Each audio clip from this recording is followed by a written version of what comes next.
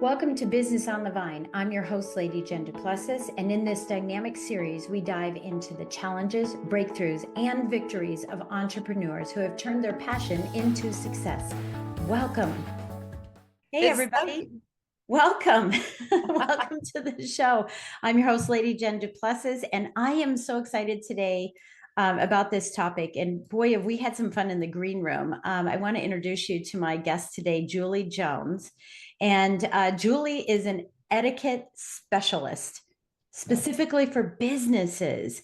And again, thank you so much for being on the show, Julie. I'm so excited to get to learn more about you.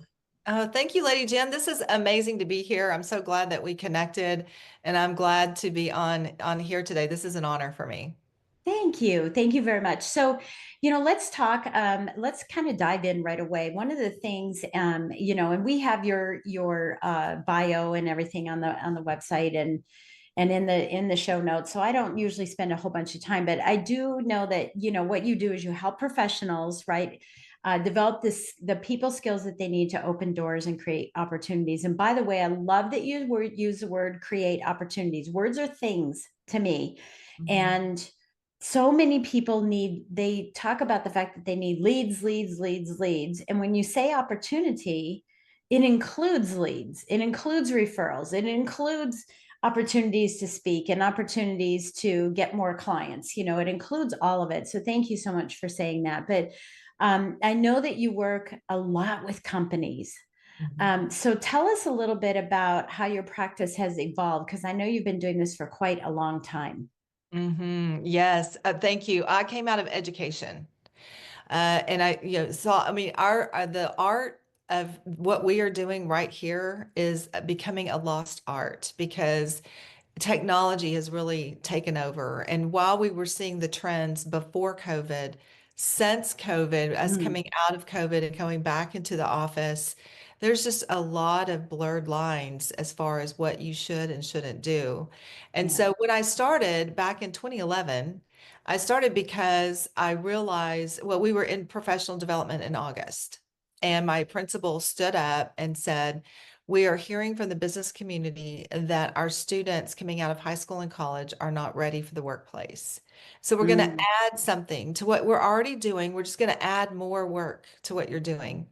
And I just want to give a shout out to all of my educators out there because the stories that you hear are true. I mean, Yeah. they are overworked, underpaid, and I like to say underloved sometimes. Yes. Yeah. And so, we were doing all the things. We were going in early, we were staying late, we were giving up our lunches, we were to work with students, and we were working on weekends and spending our own money. And so now it's like, okay, you have to do more. And we were thinking, what is it? And so I started doing the research, and I found that companies are hiring etiquette consultants to come work with their new hires because they don't know how to navigate the professional setting. And I said, I can do that. So I became a certified etiquette consultant working in the business and corporate environment. And I thought that my school systems would love this and I would keep my job and maybe go into admin or kind of create my own thing. We could focus on the people skills because that's what was missing, right? We Right. were Right. Of teaching them course. how to Yeah. function in a professional setting because we're a school and we have to teach what's measured. And you can't Hmm. measure people's skills, really. Right. And Right. so they actually said, no, we don't want that. And we can get a coach to do that during activity period. We don't need somebody who's certified to do that. That's not something that you Wow. go get a Yeah. certification for. Yeah. So this is 2011. I went to GoDaddy. I bought a domain and I just started playing with building my own website. And it was really cheesy because I knew nothing about marketing. I'm a teacher, right? And so Right. I just, what are some things I do? And I just built Right. this website and companies started calling me. Wow. It was so weird. And so for years, it was strictly business etiquette. It was dining etiquette, it was business entertaining. It was how to go Mhm. to dinner with a client because that meal is very different than the meal that you go to when you go to a restaurant with your friends and family who love you unconditionally. Correct. Yeah. This is different. This is a negotiation. This is a relationship building. It's very different. And so I started teaching the nuances of that meal, and then it got into networking. Because at some point, a young professional is going to come in and start doing well, and somebody's going to say, you need to go network and bring in your own book of business. So go start bringing in leads.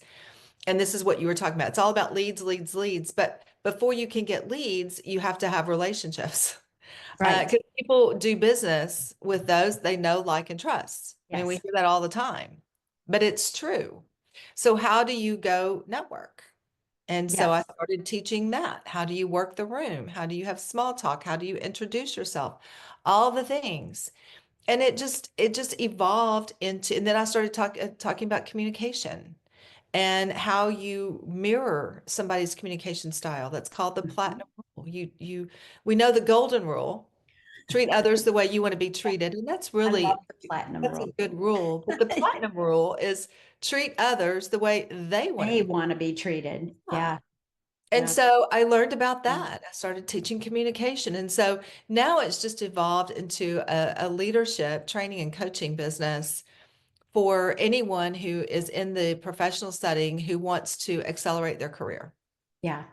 I love that. I love that you're talking about all of this, and we're going to get into some of the details, of this as well. In the etiquette piece of it, and really defining business etiquette, as well Yeah, as some of the other pieces. But I know that this is your favorite thing to talk about. it So, is. stepping back just a little bit, pre-COVID, and I've seen, and I imagine one of your presentations probably has the progression of how people used to dress in work, Yeah. how they dress now, how, even it made me think of the Titanic. They had to change their clothes for every meal and everything that they were doing. It was kind of crazy. And that was, I mean, it's like etiquette overboard for me, but no pun intended there. Um, but I think that, in the professional, and I've been in the business world for 42 years now, and Mhm.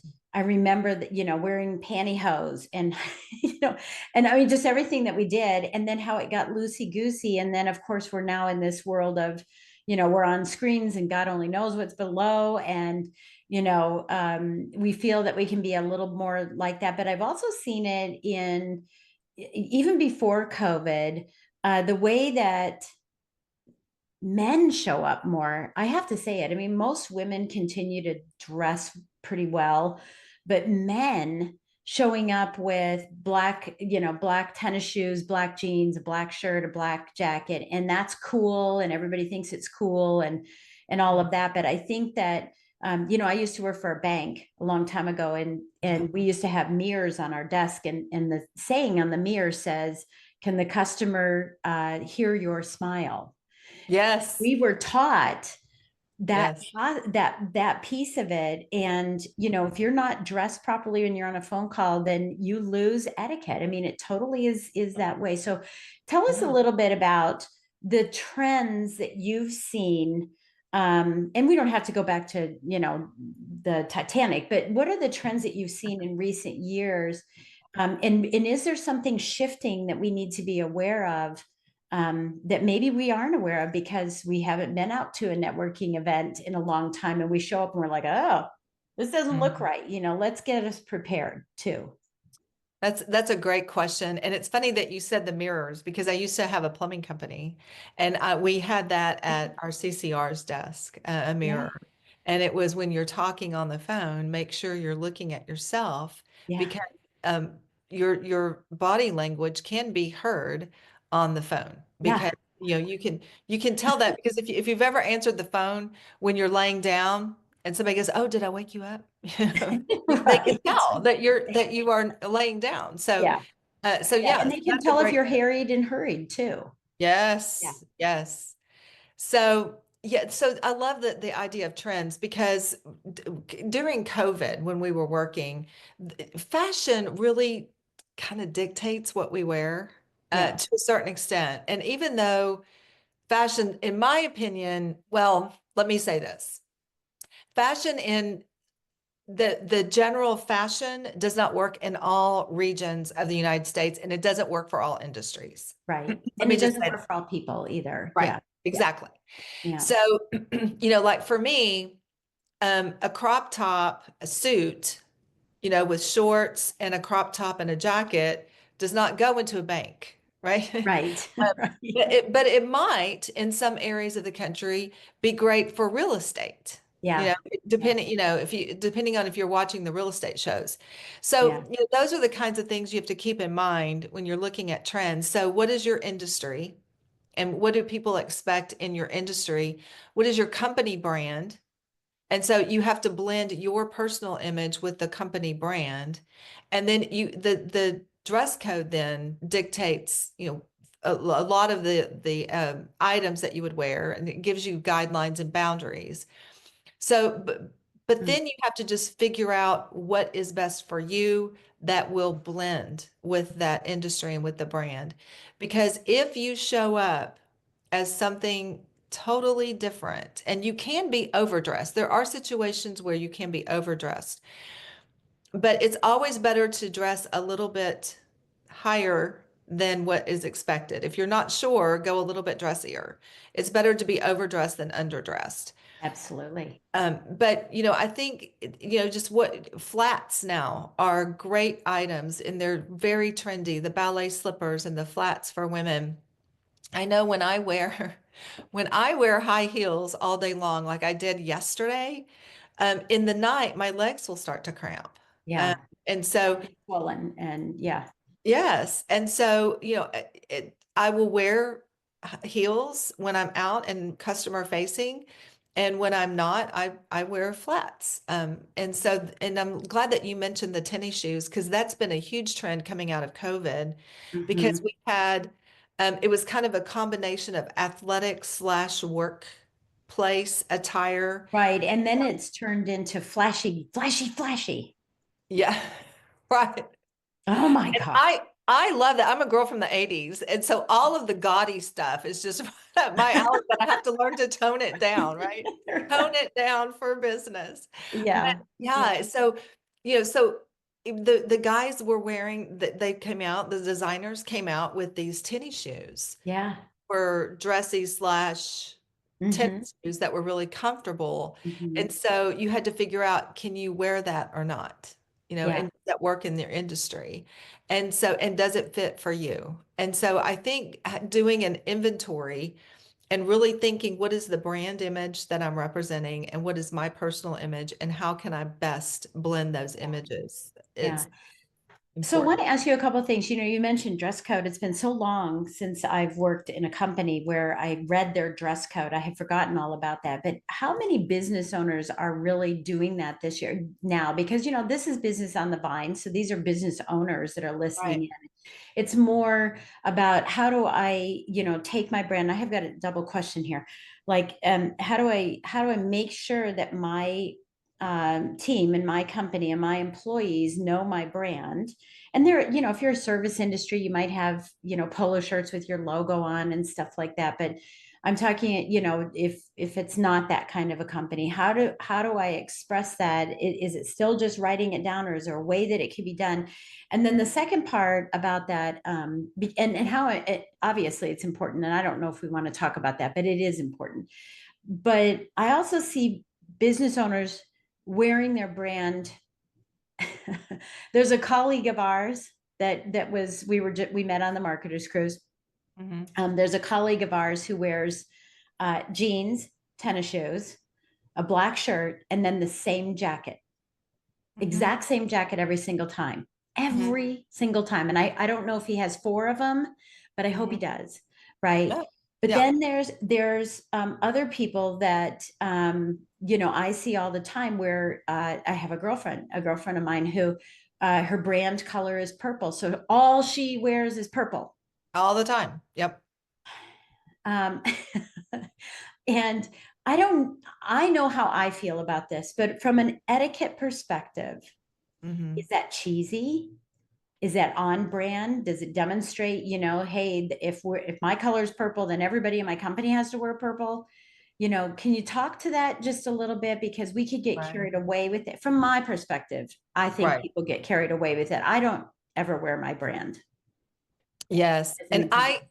I like to wear colors that are neutral and very small patterns or Mhm. solids. So that's kind of my thing, but I'll mix in some colors as well. So there are people out there when you talk about branding, there are people out there who truly believe that your brand is your brand and you must look the same all the time. And so you have to wear the colors, you have to wear the jacket, you have to wear the logos, you have to wear, and that's all they wear. I mean, and you can go out to a social event and they're dressed in their, and I'm gonna call it a Uniform. uniform. Right. Yeah. Yeah, it's a Yeah. uniform Yeah. because people when they see you the person who's wearing that branding themselves that way, that is what they want. The image that they want is people, they want to be recognized, they Yeah. always want to be on brand. Yeah. Yeah. And so from an etiquette perspective, I don't know that there's anything wrong with that. um I think that you do then become in a personal preference, because there are times if I'm speaking on a stage and I'm representing today's professionals, then I want to look like today's professionals' image and brand. But if I'm in a social event, I can dress up or dress down and I don't have to have my Mhm. logo on. Yeah. And so, if I go to the gym, it's great to have a t-shirt, which I was thinking about that this morning. I should probably get a t-shirt For or this a event. sweatshirt that Yeah. has something that has about etiquette or a slogan that people will say, "Hey, what is that?" So when I'm at the gym, it could be a conversation piece, but I don't necessarily want to wear today's professionals to a social event. Yeah, yeah, yeah. Because I have a girlfriend. I have a friend who wears the exact same suit, the exact same tie. That's his brand, and he says you have to have your uniform on. And as Yep. a woman, I'm like, well, I don't have a tie and a suit, so I can't wear the same exact thing. But what's happened is I've seen his coaching clients. If their brand is red, the only thing they wear is red. It doesn't have to be the same thing, but it's red, red, red, red, red, red, red. And I think it's okay, but I think what you're telling me is it's the personal preference. It doesn't hurt if you do, and it doesn't hurt if you don't. And I guess that's okay. I just Yeah. don't have that preference because, like you, I wear very muted colors, and really the only colors I wear are more deep colors.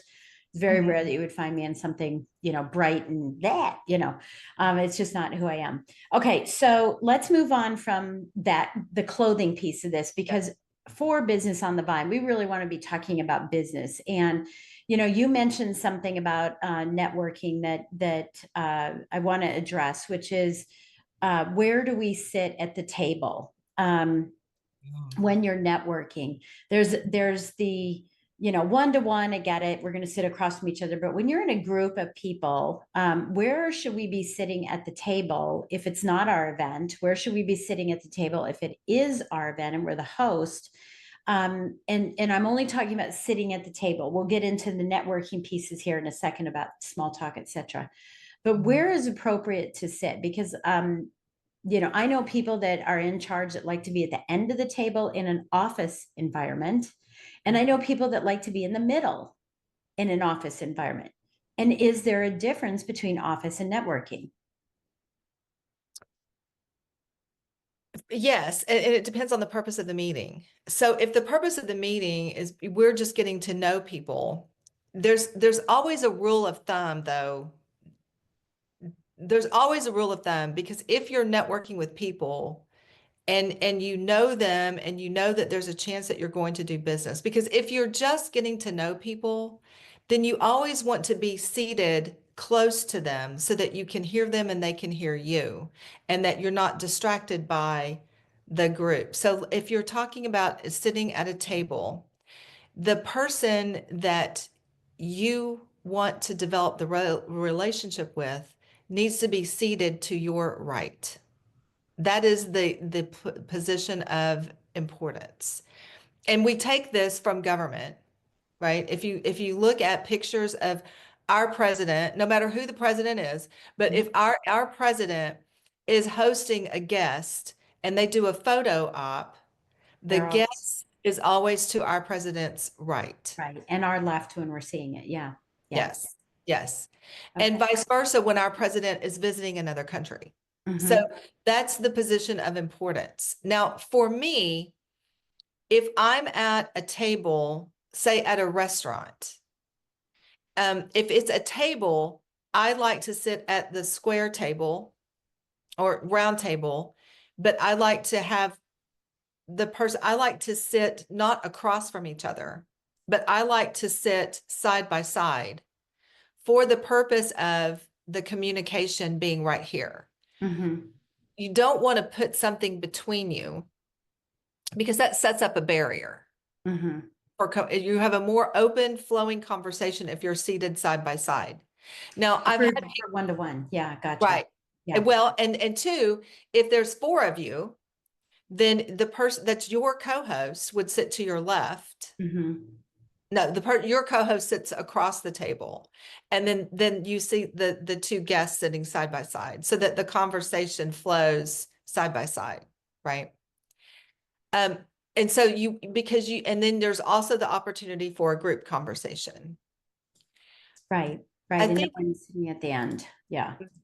and you can do the same thing if you're standing in a group.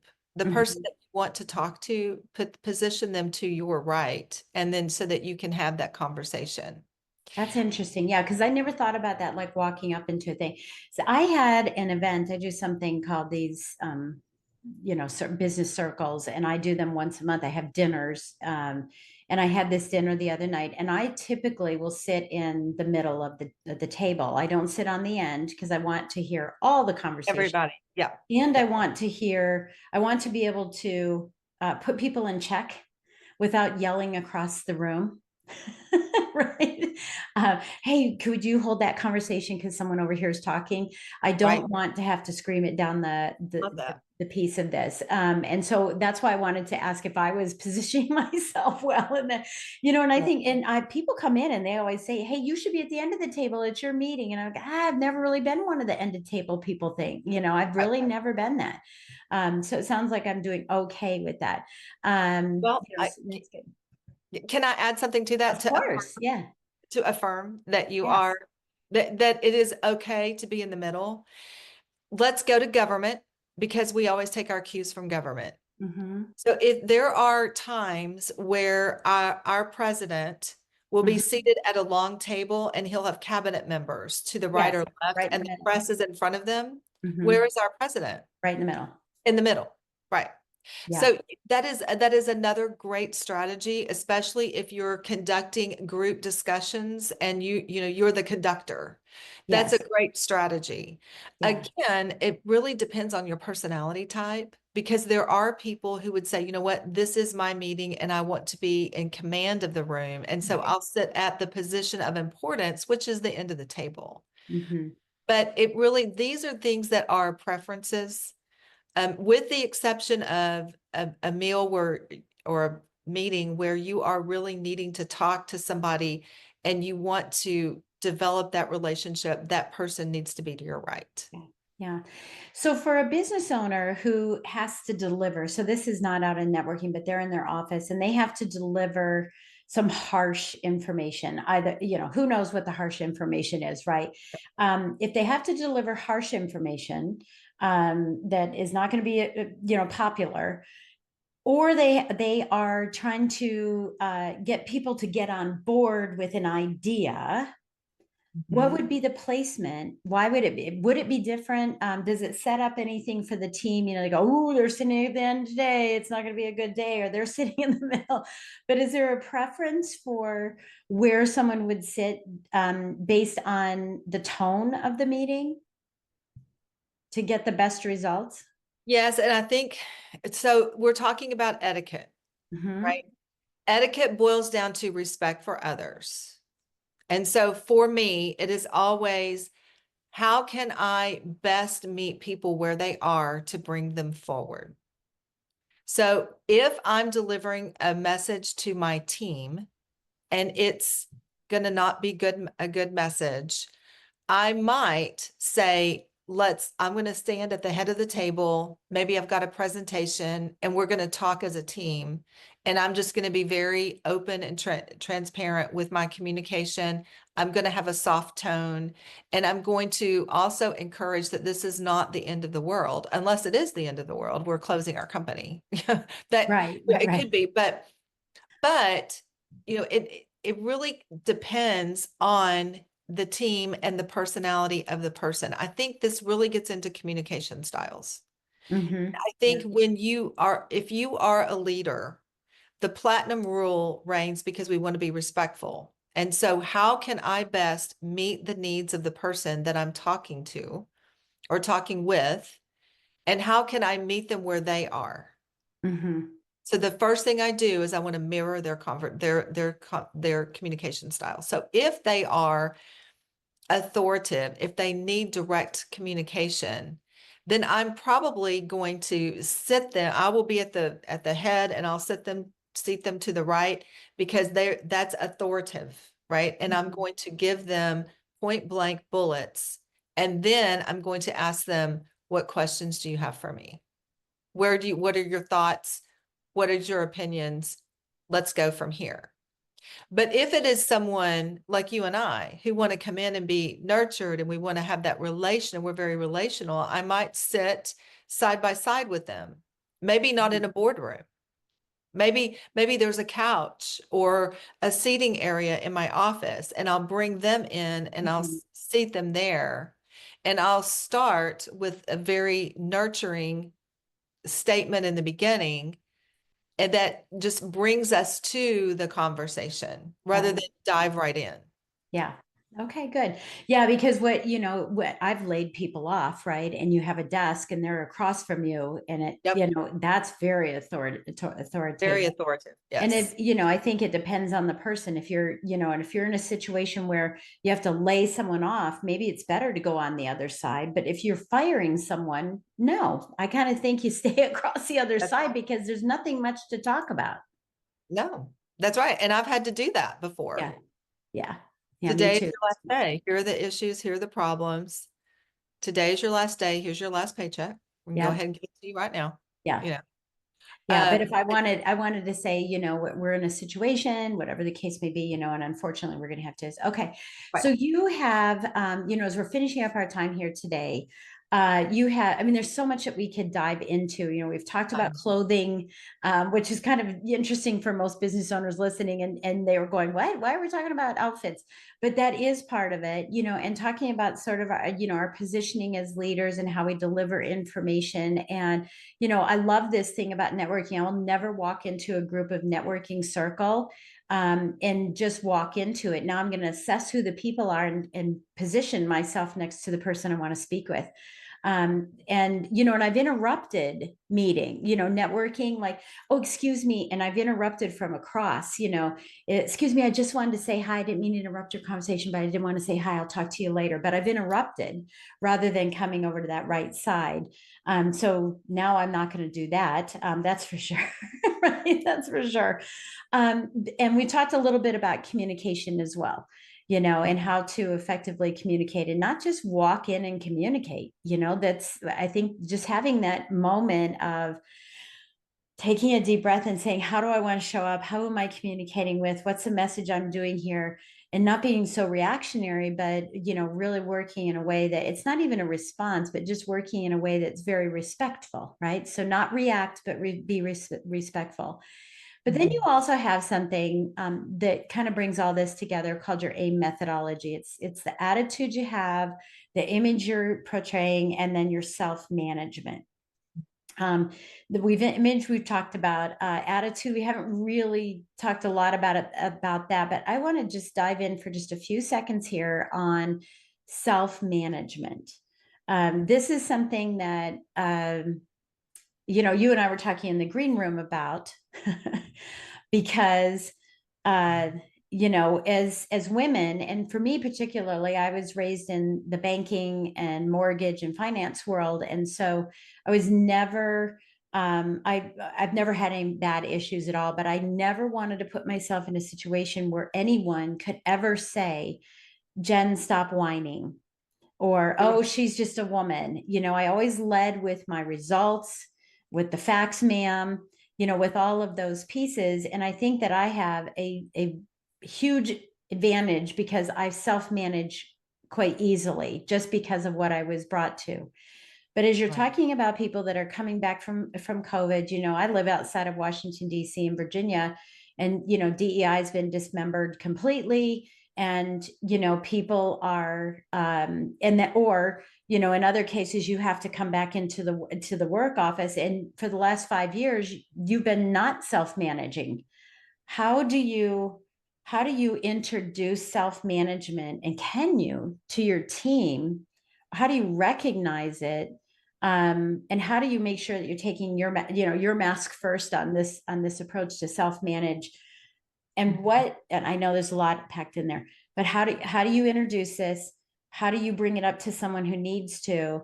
And for yourself, what are the things that we need to be looking at how we're showing up? Are we asking other people, what do you think of me? Give me a word. Or are we, how are we self-managing, and keeping our emotions in check? Because I think Right. it's all about the emotional piece of this. But Yeah, well, this gets into systems and processes in your life that govern your life. mhm, And because really we were talking about controlling emotions, emotional intelligence. yeah. Emotional intelligence is two parts. It Mhm, is one, controlling your emotions and mhm. reading the room and understanding that you need to be on point here. And if you get feedback that you don't like, that it's not, you don't just fall apart, right? You're in control of that. Right, right. Uh, and because feedback that you don't like is an opportunity to grow. It's an opportunity to fix something or grow or be a major contributor to, do something better. But there's also the part of, can you tell if how other people are responding to you? Can you read the room? Yeah, Because yeah, people who can't, they just right. don't get it. They come in and they're just, I'm very direct. I hear people say, I'm very direct and I'm just going to tell you the truth. You Mhm, know, okay, that's great, but that's not the best way to communicate with people because that's not meeting people where they are. right. That's saying, this is how I am, and I want everybody to accommodate Be me. like me, right? Right. Rather than me saying, I want to meet people where they are and bring them forward because that's charisma and influence. Yeah, yeah, Uh, so, if people understand that you're all about you and you're the team leader, well, then they're going to dance around you. And yeah, you might not be bringing the people. Leadership is really about making people be their best. It's influencing and helping, not making them, but helping them be the yes. best they can be. Yeah. And being a chameleon, right? Understanding that as a leader, you have to be a chameleon. You can't be so, heels in the ground and this is how it's going to be. Or the result is you're going to have turnover, you're going to have loss of money. I mean, you're going to ruin your reputation. You're not attracting world-class team members who want to be part of your company. And you're also not attracting clients. Right. Yeah. The 100%, because you've heard the saying, people don't leave jobs, they They leave. leave management. Yeah. They And leave. the management, oftentimes it's because it's authoritative, that people don't feel seen, valued, and heard. And Yeah. Zig Ziglar has a quote that says, we don't build companies, we build Rebuild. people, Hmm. and people build companies. Yeah. And so that's a completely different philosophy from somebody who comes in and says, I'm building a company. I'm building my empire. And I've said that too. I'm building my empire. I want, Right, right, right. it's all about etiquette. And this is all mine. It's all mine, mine, mine. But really, it's not about me. Hmm. It's about the people sitting in front of me. Yeah, yeah, because they're the ones that are doing the heavy lifting for the benefit of you and your company. And if you show up that way, yeah. And then the last question of that is how do we approach those in our company that are, the um, I'm just going to say rule breakers, the disruptors, I remember years ago when we had paper and no computers, that an underwriter would get angry when I was in the mortgage business, would get angry and slam a pile of files down on the desk. And we just went, Yeah. but how do you approach them if you've got someone who's a little bit out of control Well, or lacking, and they don't have to be totally bad, right? so there's a lot to unpack in that question, but I'm just going to say this. Sometimes people are in distress.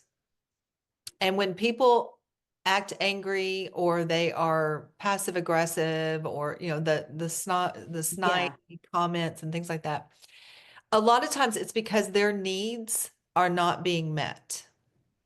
And so if you understand emotional and psychological needs of different humans And can read the room. and can read the room, then Yeah. when you meet somebody where they are and meet their needs, speak to them in the language they need to hear and bring examples that they can relate to.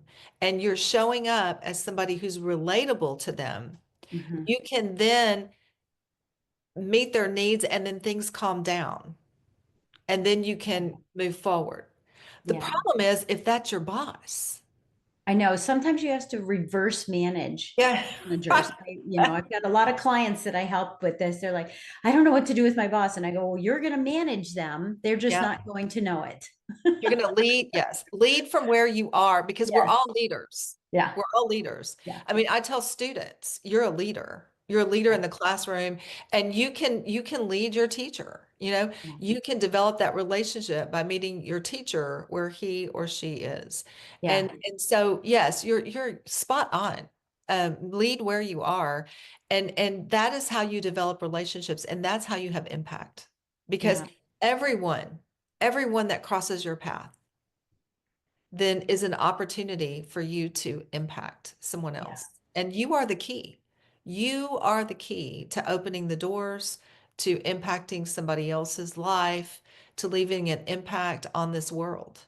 You Mhm. are the key. And it's how you show up. You're 100% right.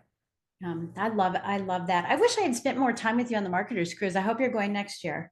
Yeah, me too. Me too. So we can spend more time together. But it's been a pleasure. And you're right. There's so much to unpack. This is so fascinating because it's the psychology of business. It's the mindset piece of business that we do need to have, hold and possess and practice. And I know that you have a great gift for us. It's called Rise to the Top Blueprint using the AIM method, right? Which is attitude, image, and self management. So we'll have a link for that in the notes here. So I want to ask you, Julie, what one thing would you like to leave for our business owners who are listening and have heard all of these things that you've talked about today? What would you like to share with them? I think etiquette is all about respect for others, but we've got to start with us. If you have a dream on your heart or we all are given gifts. And so let's start with you and really understand who you are and understand that you have value. You belong in every room. You bring value to every room. And if the head trash up here says, "Oh, I'm not good enough. I'm not like Lady Jen. I'm not where she is." Then understand Lady Jen didn't start where she is right now. The life is a process and the journey is about becoming the person you are supposed to be by developing your gifts and understanding your value. And so I want everyone to know you are the key and start with you and be able to receive and accept who you are and your gifts and understand where you fit in this big wide world and go out and have the impact using your gifts and talents and be who you are. I love it. I absolutely love it. It's so brilliant. I love what you do. I'm kind of jealous because this would be so fun to talk about. It is a I love, blast. yeah, I love it. It is so fun. Well, it's again, Julie, it's been an absolute pleasure. Thank you so much for joining us today. And, for you listening, your action items are to take a look at, what are you wearing? Is it on brand? Do you want it to be colorful and your color, or do you want it to represent the clients you're serving or the team that you have? And your next action item is to start recognizing and increasing the awareness when you're at lunch, at dinner, at networking, in a meeting, to make sure that your positioning is putting yourself in the best light. And recognizing that emotional intelligence that we all have, we just have to slow down enough to recognize it, enough to put it into play. And so those are your action items today. And your last action item is to reach out to Julie and get her gift so that you can learn a little bit more and go to her website and learn all about what she does and bring her into your company so she can teach this for you and your team. Oh, So, thank you so much, Lady of Jen. This has course. been so fun. It's been my honor and my pleasure to be here with you. Thank you so much Thank for having you. me on. Thank you. And we'll catch you next time on Business on the Vine. See you soon. Thank you for joining us on Business on the Vine. If you found value in today's conversation and would like additional support, go to supportfromjen.com.